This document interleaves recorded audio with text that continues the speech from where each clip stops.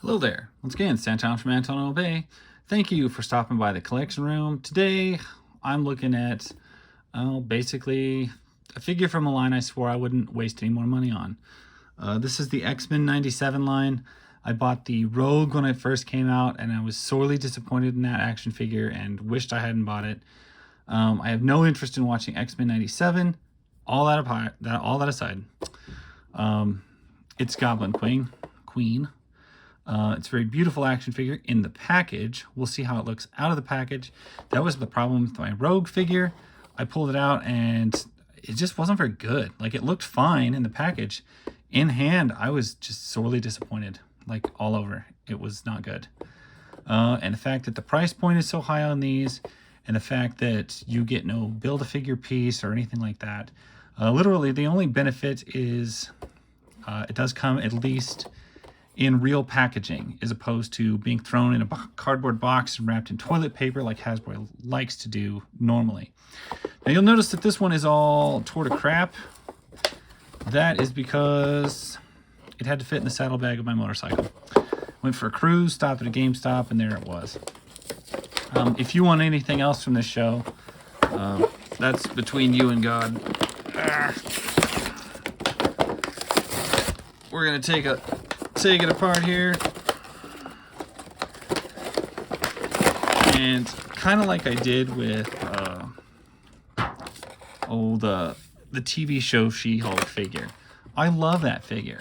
I don't need to watch the show, and I have no feelings towards the show really. I don't have any of the services that it requires to watch them, and so I'm not going to go seek it out. But I would say typically when you go back and relaunch old stuff, it doesn't work out good, especially when Disney does it. So I expect everyone will be happy with this series for the first season. And then I would guess that the message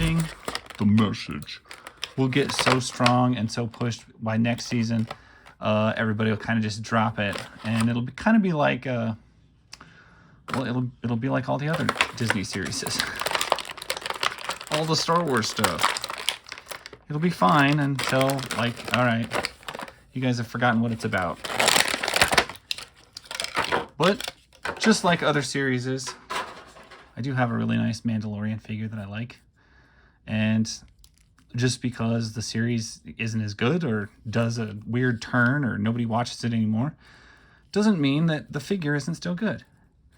And we'll see how this one is. Does she have a butt? Yes. The boobs are shaped kind of weird on this. That's kind of weird. But I do like, I don't know, there's something about this poise here that's, with this cape, that is kind of nice. The big seller for me on this figure was the amazing work on this face.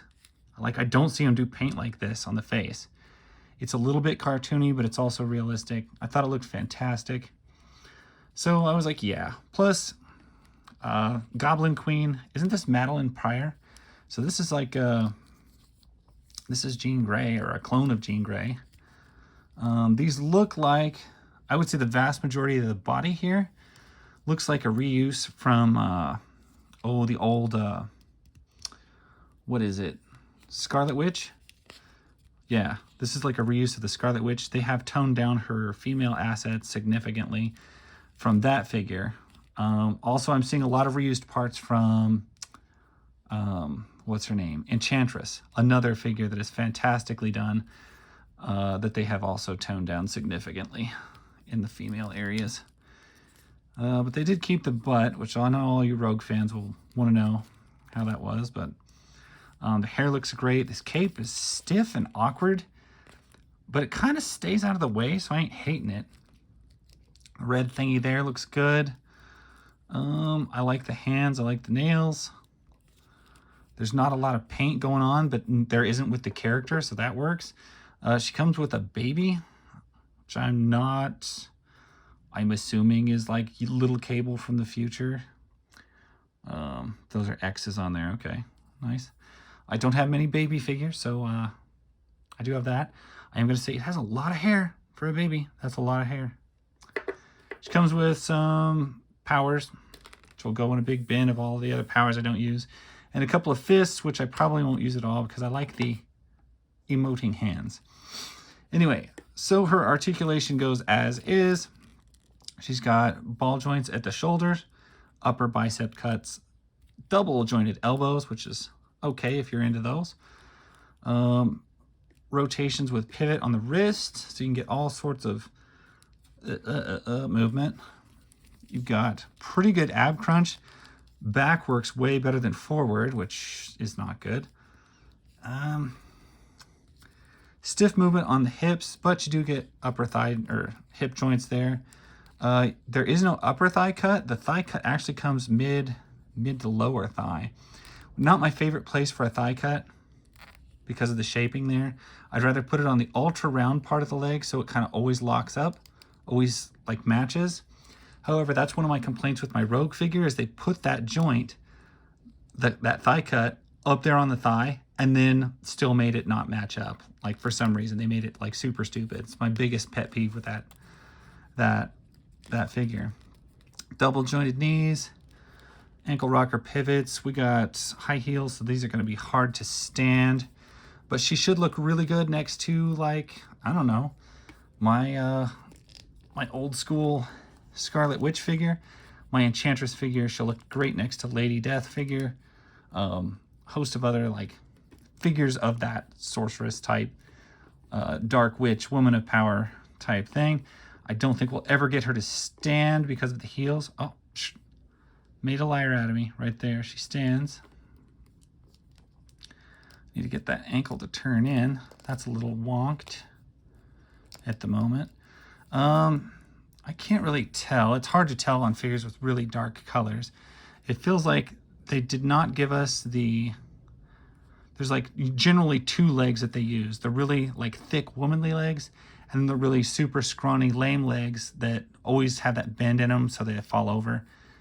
These are somewhere in the middle of those. I would of course prefer that they always give us the thicker form with their figures, with their women. Give us the thicker legs, give us the thicker everything.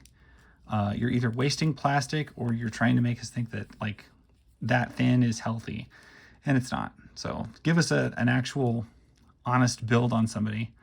And if you got to reduce some of the bust line to give us more thickness in the legs for structural support, do it. I can live with that.